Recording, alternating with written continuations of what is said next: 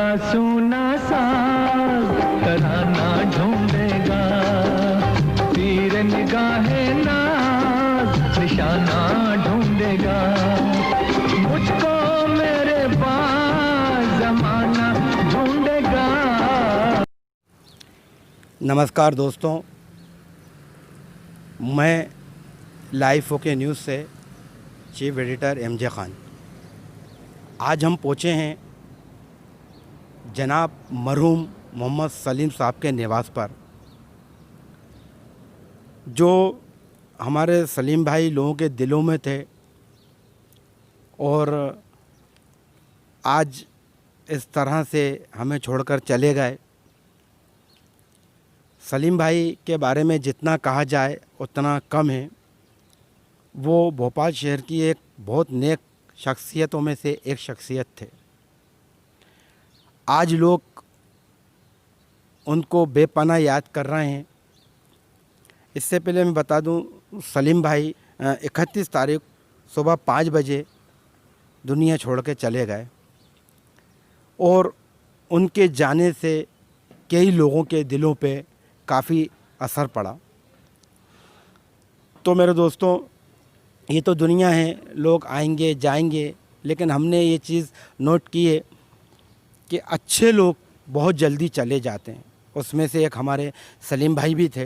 बहुत नेक, बहुत संजीदा इंसान के, बहुत अच्छे दिल के इंसान थे, जो लोग आज भी उनको याद कर रहे हैं और लोगों के दिलों में हमेशा वो बसे रहे।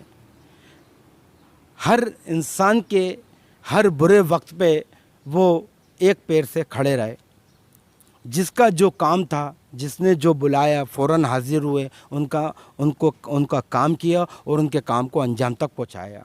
ऐसे नेक इंसान थे सलीम भाई।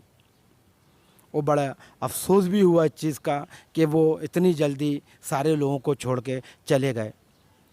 खैर, ये तो मालिक की कुदरत है, जिसको चाहे जब बुला ले। उनका वक्त आ गया था। तो हमने देखा उनके जनाजे में काफ़ी लोग थे। इतने लोग थे कि वहाँ पैर रखने की जगह नहीं थी। और इस चीज़ को देख के महसूस किया और एहसास हुआ कि वाकई आज भी सलीम भाई जैसे लोग हैं, जो इतने लोग उनसे प्रेम करते थे, मोहब्बत करते थे, उनको चाहते थे। तो ये कल उस चीज़ का हमें अंदाज़ लग गया कब्रिस्तान के अंदर कि पैर रखने की जगह नहीं थी। इतने लोग उनके जनाजे में शिरकत की, इतने लोगों ने। ये बहुत बड़ी बात है मालिक की तरफ से भी कि सलीम भाई को चाहने वाले कितने थे।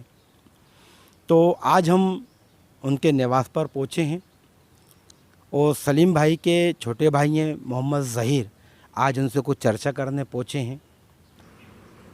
आज ये हालत है, जिसको नहीं मालूम वो बड़ा अफसोस कर रहे हैं कि हमको मालूम नहीं था कि सलीम भाई इस दुनिया से जा चुके हैं।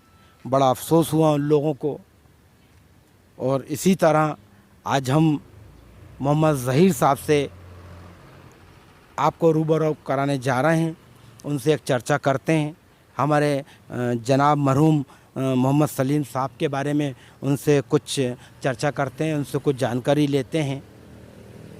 तो आइए, मैं आपकी भेंट मोहम्मद ज़हीर साहब से कराने जा रहा हूँ। निवास पर पहुँचे हैं और आपकी भेंट हम ज़हीर भाई से कराने जा रहे हैं। उससे पहले एक बात और बता दें हम कि सलीम भाई से पहले सलीम भाई की जो मिसेस थी, 17 तारीख को उनका इंतकाल हो गया था। 17 तारीख सुबह 5:30 बजे और मंडे का रोज़ था। फ़र्क इतना था आधे घंटे का। 5 बजे करीब हमारे सलीम भाई का इंतकाल हुआ, वो भी मंडे का रोज़। तो एक ही घर से 2 लोग चले गए, बड़े अफसोस की बात है। तो आइए हम ज़हीर भाई से मुलाकात करवाते हैं और कुछ हमारे मरहूम जनाब सलीम भाई के बारे में कुछ उनसे पूछताछ करते हैं। तो ज़हीर भाई बताइए, सलीम भाई के बारे में आपका क्या कहना है?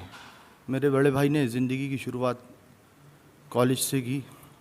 कॉलेज से ITI के ज़माने से उन्होंने नेतागिरी में अपना मुकाम शुरुआत करी, ज़मीनी कार्यकर्ता के रूप में। हमारे वालिद, हम लोग बहुत गरीबी से उठे हुए हैं, हमारे वालिद ने भी बड़ी गरीबी में दिन देखे। हमारे भाई ने स्कूल की की पढ़ाई लैंप के नीचे बैठकर पढ़ाई की। धीरे धीरे राजनीति का सफ़र चालू हुआ, आगे बढ़ते रहे, ईमानदार साथी उनके मिलते रहे और ये काफ़िला आगे बढ़ता रहा। भाई साहब यूथ कांग्रेस के अध्यक्ष बने, NSCI में स्टेट में रहे, ऐसे का सफ़र हमेशा आगे बढ़ता रहा।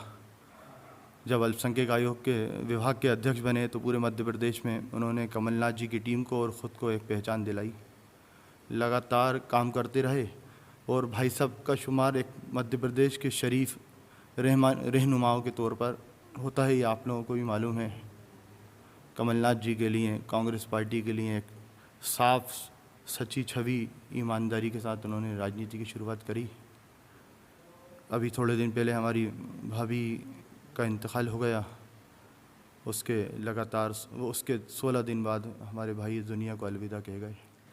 ज़हर भाई, भाभी का जो इंतकाल हुआ तो उसकी वजह क्या रही? भाभी के इंतकाल की क्या बीमारी हो गई थी उनको, क्या वजह थी?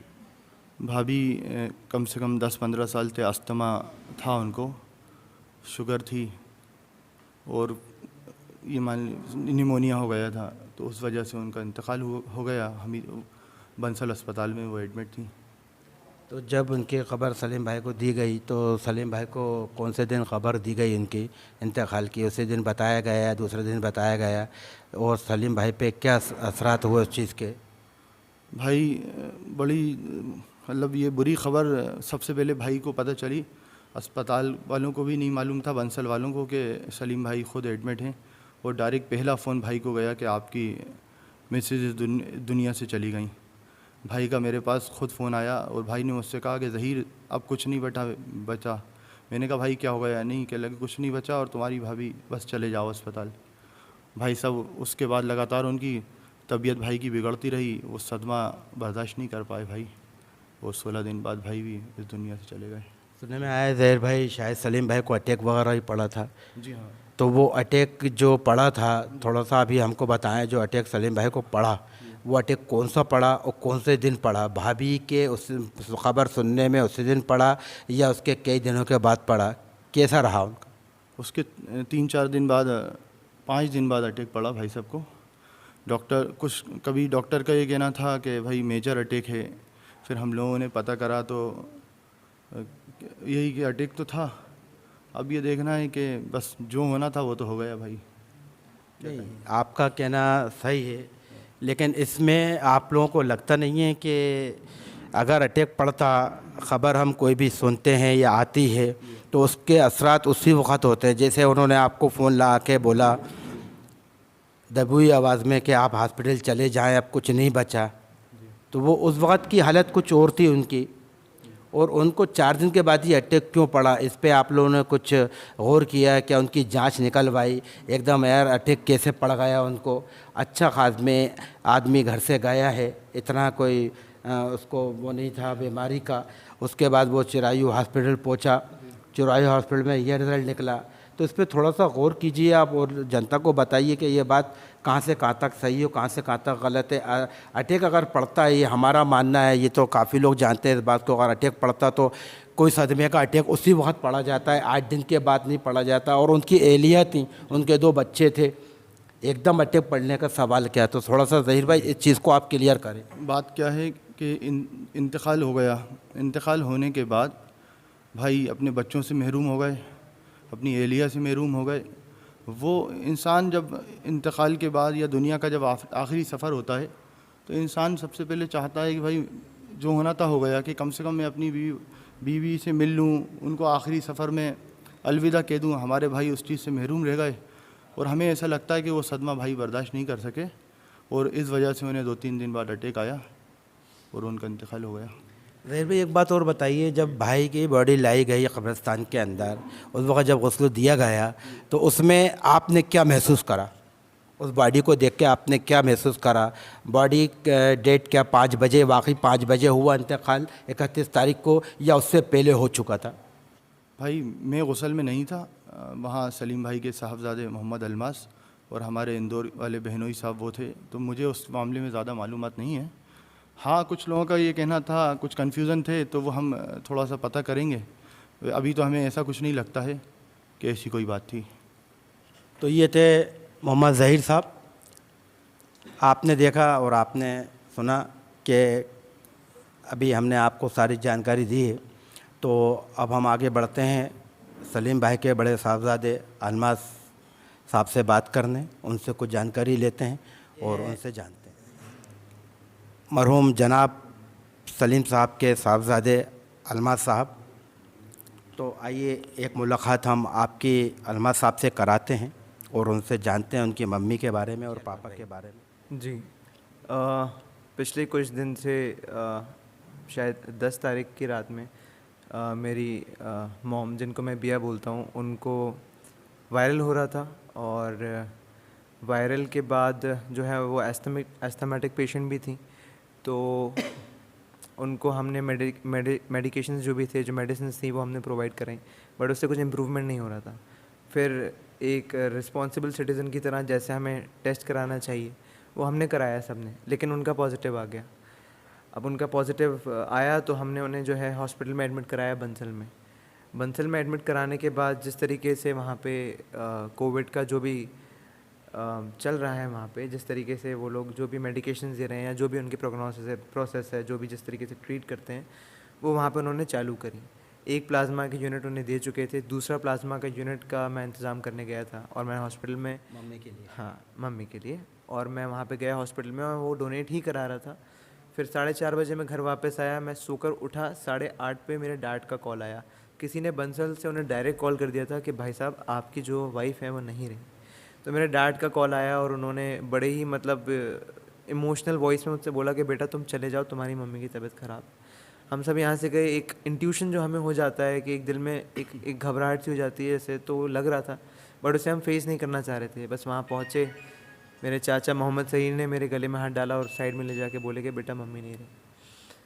फिर उसके बाद बस उनको दफन किया और दफन करने के बाद हम बस शाम से अपने पापा में लग गए, क्योंकि हमारे जो वालिद हैं मोहम्मद सलीम साहब, जो अब नहीं रहे इस दुनिया में, वो काफ़ी ज़्यादा बीमार हो गए थे। क्योंकि उन्हें जब बिया की न्यूज़ मिली तो कोई भी एक आम इंसान जिसको अपने परिवार की या अपनी बीवी की या किसी बीवी को अपने पति की न्यूज़ मिलेगी तो घबराए गई। वो भी घबरा गए क्योंकि अकेले थे, क्योंकि कोविड में किसी को जाने नहीं दिया जा रहा। अब जाने नहीं दिया जा रहा, वो इस वजह से नहीं जाने दिया जा रहा क्योंकि वो बोल रहे हैं इसमें इन्फेक्शन है। बहरहाल जो भी रीज़न रहा, उन्हें अंदर किसी से मिलने नहीं दिया गया, कोई उनके पास सिंपैथी के लिए या उनको काम डाउन करने के लिए जा नहीं पाया, तो वो बड़े परेशान हो गए। तो हम सब उनमें लग गए कि पापा आप घबराइए मत, सब ठीक हो जाएगा, सब ठीक हो जाएगा। उन्होंने हिम्मत भी रखी, उन्होंने बोला हाँ बेटा मैं ठीक होकर वापस घर आऊँगा, लेकिन हम उनसे जो है मिल नहीं पाए। और उनको 5 दिन बाद हार्ट अटैक आया। हार्ट अटैक कैसा था, मेजर था, माइनर था, कन्फ्यूजन रहा, कोई क्लियर रिपोर्ट्स नहीं थी। प्रोग्नोसिस क्या था वो मैं आपकी बात कर रहा हूँ। जैसे आपको बताया गया अटैक आया, तो इसकी कुछ जांच वगैरह आप लोगों ने कराई या फाइल निकलवाई या उसकी जांच तक पहुँचे आप लोग के? इसमें क्या आया, मेजर आया, किस वजह से आया, क्या कारण रहा उसका, 4 दिन के बाद ही क्यों आया? हॉस्पिटल एडमिनिस्ट्रेशन ने बोला कि उन्हें एमआई था। एमआई जो होता है हार्ट अटैक ऐसा बोला जाता है कि, और टेक्निकलिटी भी रहती है उसमें, तो वो माइनर में ही आता है। लेकिन उस टाइम आप समझ सकते हैं कि जितने नॉर्मली अभी हम बात कर पा रहे हैं, उस टाइम एक अलग हेड स्पेस रही होगी और उस टाइम इतना सोचने का टाइम नहीं मिला कि मेजर था या माइनर। कोई बोल रहा था मेजर है, कोई हॉस्पिटल के बोल रहे थे मेजर है, जो सीनियर एडमिनिस्ट्रेशन है वो बोल रहा था माइनर अटैक है।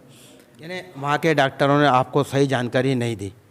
जो वहाँ के जो मेन सीनियर एडमिनिस्ट्रेशन है उन्होंने हमें पॉइंट टू पॉइंट जानकारी दी, बट यही है कि जो कोविड जिससे हम गुज़र रहे हैं ना, उसमें जैसी हमें जानकारी चाहिए या जैसा हमें अपने परिवार वालों के बारे में टाइम टू टाइम अपडेट चाहिए रहती है, वो हमें वैसी नहीं मिल पाती जैसा हम अपनी आंखों से देख पाएँ। वो हमें वो मिल पाती है जो थर्ड पर्सन के थ्रू आती है। अब मैं उसमें ये नहीं कह रहा कि उन्होंने सही किया या गलत किया, पर मैं कह रहा हूँ कि जैसी जानकारी हम 1 to 1 ले सकते हैं वो हमें नहीं मिल पा रही है। तो अलमास साहब ये बताइए कि जब पापा की बॉडी दी गई और जब अपन कब्रिस्तान लेकर आए तो उस बॉडी के पास क्या उस वक़्त मौजूद थे?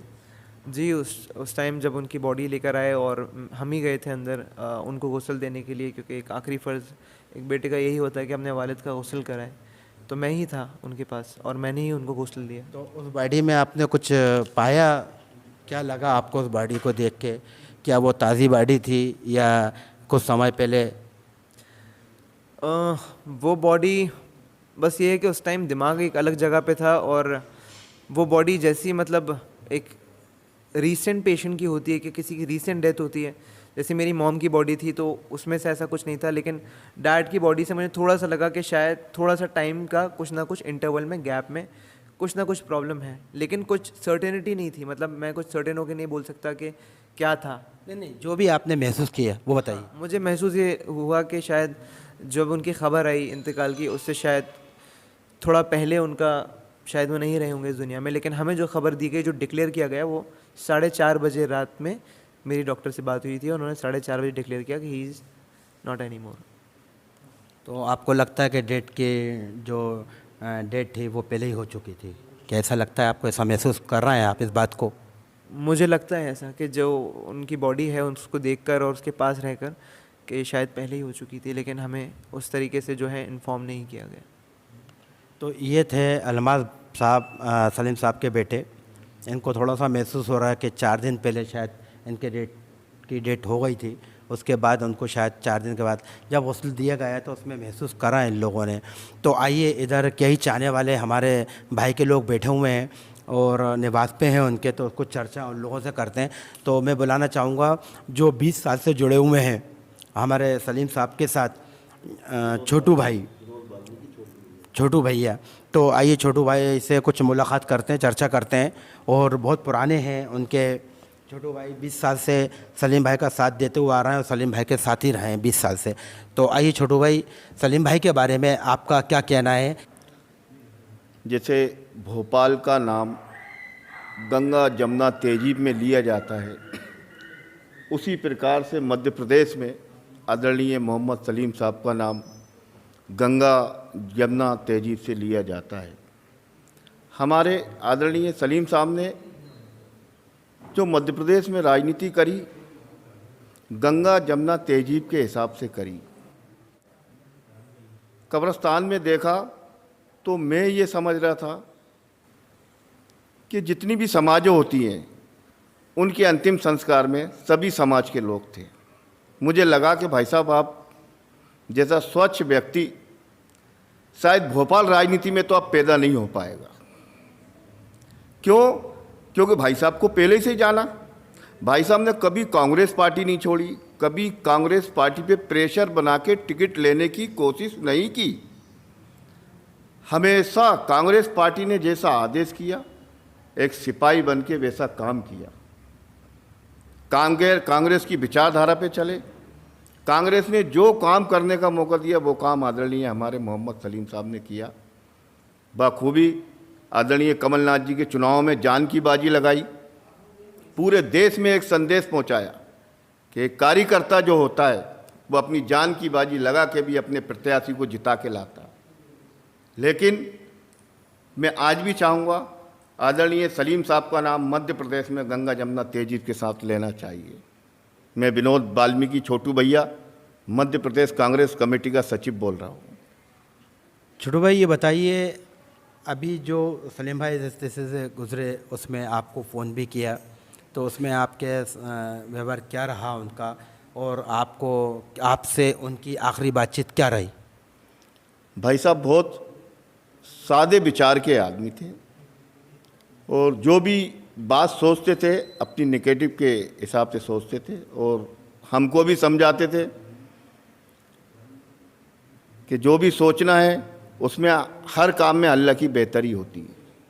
और जब भाभी जी का उन्हें जानकारी मिली तो ये मुझे यकीन था कि भाई ये ज़रूर सोचेंगे कि अल्लाह की बेहतरी उसमें भी हो सकती है। लेकिन अगर उनको अटैक पड़ना था माइनर या मेजर, तो मैं समझता हूँ जिस समय बंसल से फ़ोन गया था अटैक उसी समय पड़ना था।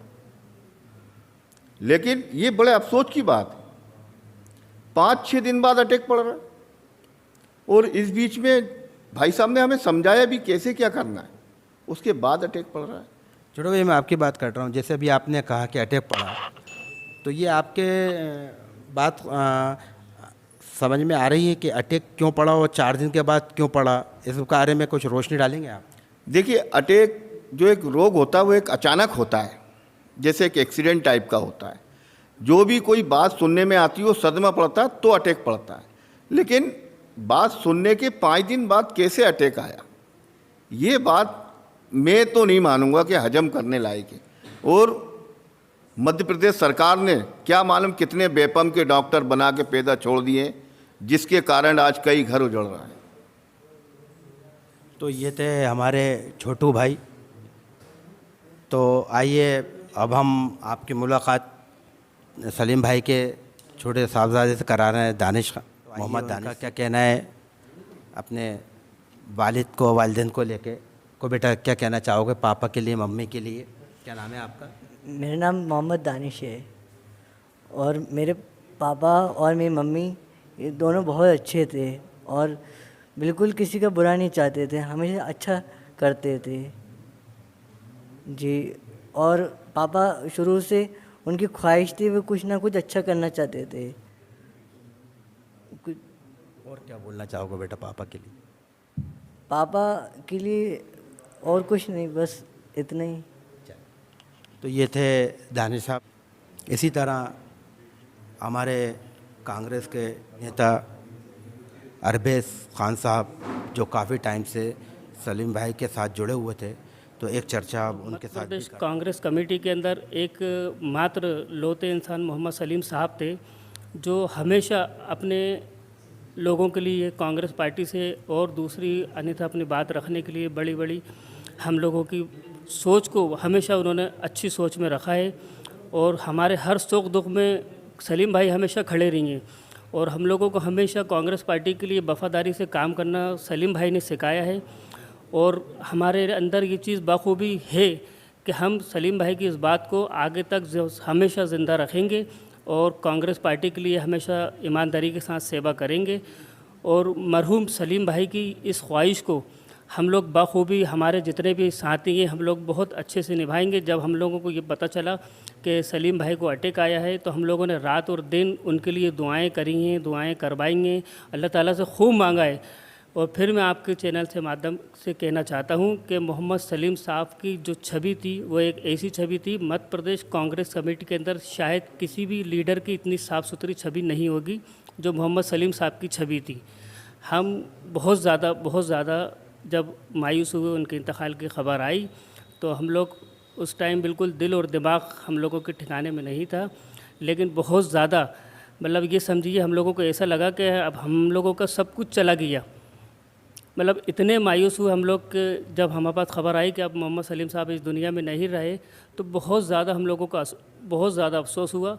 मतलब अभी भी हमें यकीन नहीं आ रही है कि सलीम भाई हमारे बीच में नहीं रहे, क्योंकि हम लोग सलीम भाई के इतने क्लोज़ में थे। सलीम भाई हमें ऐसा संभालते थे जैसे कि अलमास और दानिश को समझते थे, ऐसे ही सलीम भाई हम लोगों को समझते थे। कभी उन्होंने हमारे अंदर फ़र्क नहीं करा। सलीम भाई बस अपने लोगों के लिए दिल और जान से लगे रहते थे।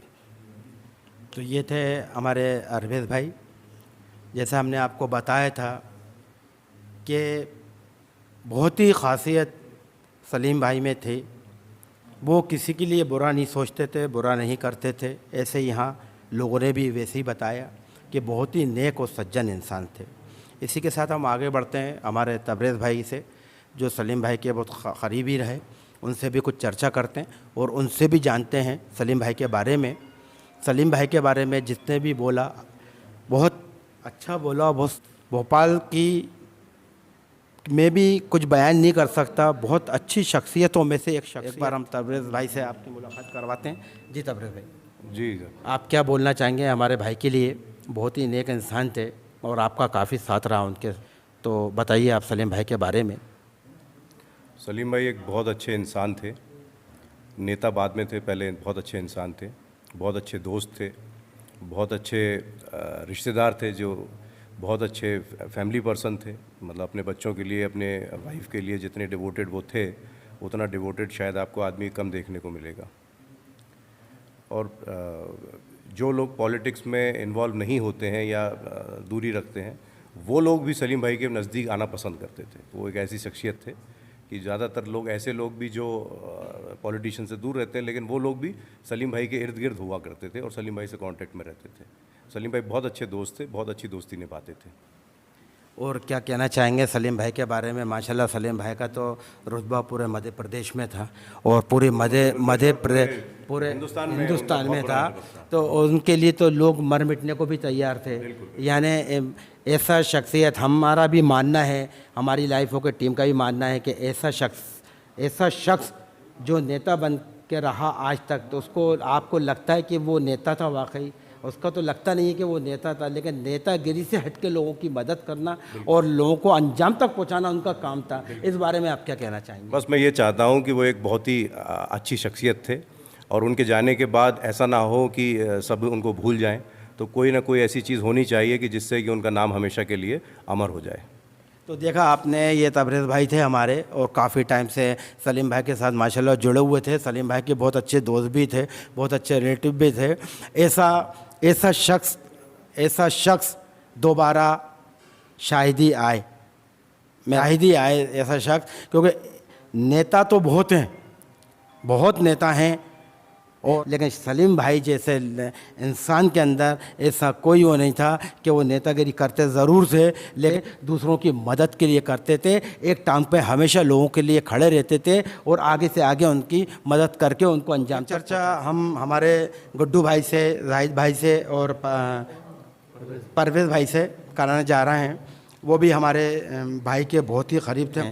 तो बताइए गुड्डू भाई के बारे में आपकी क्या सोच है? भाई साहब मेरे बहनोई साहब थे, मेरी सबसे छोटी सिस्टर दी हुई थी जी, और बहुत नेक आदमी थे और हमेशा भलाई की नहीं सोचते थे। पार्टी के लिए उन्होंने बहुत काम किए, पार्टी में हमेशा भरोसा रखा, पार्टी ने भी उनके ऊपर भरोसा रखा, हमेशा वफादार रहे पार्टी के भी और नेताओं के भी। और हम सबसे भी बहुत प्यार करते थे। इंदौर अक्सर आते रहते थे, इंदौर में भी लोगों से बहुत जान पहचान थी, अच्छे संबंध बनाए। एमपी के अलावा अदर स्टेट, दिल्ली, हरियाणा, राजस्थान, सब जगह लोगों से मतलब नेता हमने भी देखे। मस्त संबंध सारी लाभी से, आईएएस आईपीएस सबसे अच्छे संबंध, कभी किसी का बुरा नहीं। हमसे भी बोलते थे बेटा हमेशा अच्छा बात करो, अच्छे नेक सलाह देते थे, हमें बहुत हिम्मत दी। अब हिम्मत टूट गई। तो ये थे हमारे सलीम भाई के साले साहब इंदौर से। आपने देखा अभी हमने यहाँ पर जितने लोगों ने भी बोला, एक ने भी सलीम भाई के ख़िलाफ़ कोई ऐसी बात नहीं करी। कहते हैं ना, अच्छा ही होता है और उस अच्छे पे अल्लाह की मेहरबानी होती है। तो किसी को बोला नहीं जाता कि आप इसके बारे में ऐसा बोलो या इसके बारे में ऐसा बोलो, लेकिन दिल से आवाज़ आती है। वही दिल की आवाज़ें आपने सभी सुनी। हकीकत में ऐसा नेता कभी ज़िंदगी में दोबारा नहीं आएगा। तो आइए हम परवेज़ भाई से कुछ चर्चा करते हैं। सलीम भाई के बारे में मैं कहना चाहूँगा, हज़ारों साल नरगिस अपनी बेनूरी पर रोती है, बड़ी मुश्किल से होता है चमन में दीदावर पैदा। तो सलीम भाई जैसी शख्सियत अब दोबारा इस भोपाल की सरजमी पे तो आने से रही। इतना नेक दिल, साफ दिल इंसान और लोगों से पुरखुलूस, मतलब जिससे मिले वो उनका हो गया, वो जिससे मिले वो उसको अपना बना लिया। ये जो एक नेता, हम उन्हें नेता तो ठीक है वो पॉलिटिक्स में थे, पर वो नेता से बढ़ के बहुत अच्छे शख्सियत, बहुत अच्छे इंसान थे और उन जैसा इंसान होना बहुत मुश्किल है। तो अब मैं अगर ये कहूँ कि हमारा नुकसान हुआ है तो वो अपनी जगह पे तो ठीक है, पर कांग्रेस पार्टी का जो नुकसान हुआ है वो बहुत एक मैसिव नुकसान हुआ है। क्योंकि आज के दौर में जब हम नेताओं को देख रहे हैं, हर आदमी अपनी नफ्सा नफ्सी में लगा हुआ है, एक मतलब कर्मवीर योद्धा जिसे कहेंगे, और पार्टी के लिए बिल्कुल निष्ठावान। हमेशा से पार्टी, कई बार उनके पास में बड़े बड़े ऑफर आए पर उन्होंने कभी भी पार्टी के खिलाफ कोई बात नहीं की या उनके नेता के खिलाफ कोई बात नहीं की। और कमलनाथ जी उनसे बहुत मोहब्बत रखते थे और उसका वो पूरा उनका मतलब उनका जीवन आपको पता है। एक बार काफ़ी उनको तो ये समझ लीजिए कि उनको मरा हुआ समझ के छोड़ के गए थे मारने के लिए एक बार कैंपेनिंग में, और अल्लाह ने उनको ज़िंदगी दी थी, यहाँ तक थे वो हमारे साथ में। अब अल्लाह ने उनको ले लिया है, हम उनकी मगफिरत की दुआ करते हैं। पर मैं फिर कहूँगा कि कांग्रेस पार्टी का बहुत बड़ा नुकसान है। थैंक यू लाइव फोकस से बात करने का परवेज़ भाई। जी आसिफ भाई। जी बताइए भाई के बारे में आप। सलीम भाई जैसी शख्सियत ना आपके भाई क्या थे? हमारे भाई के जैसी शख्सियत ना तो हुई है ना आगे होगी। और उन्होंने पार्टी के लिए जो काम किया है, कभी पद की लालसा नहीं की। पार्टी ने जब भी उन्हें जो भी कार्य सौंपा है उन्होंने तहे दिल से करा है और कभी पद की लालसा नहीं की। तो देखा आप लोगों ने, बड़ा अच्छा ही हिसाब किताब हमारे भाई का रहा पूरे मध्य प्रदेश में, यानी पूरे नेशनल लेवल पे रहा। और सारे लोग उनको आज भी दिल से चाहते हैं। वो कहते हैं ना कि इंसान मर तो जाता है लेकिन पीछे बहुत कुछ छोड़ जाता है। इसी तरह वो चले तो गए, अल्लाह ने उनको बुला लिया है, लेकिन काफ़ी चीज़ें वो लोगों के दिलों के अंदर ऐसी चीज़ें छोड़ गए हैं कि शायद ज़िंदगी भर लोग उनको भूल नहीं पाएंगे। कुछ चीज़ें ऐसी होती हैं, इंसान मरता है तो भूल जाता है, लेकिन है कि ये सलीम भाई जैसे इंसान को शायद ही पूरे मध्य प्रदेश में जो उनके चाहने वाले लोग थे उनको भूल पाएँ। तो एक बार फिर आपसे मुलाकात होगी एक नए न्यूज़ के साथ, एक नए चेहरे के साथ। धन्यवाद।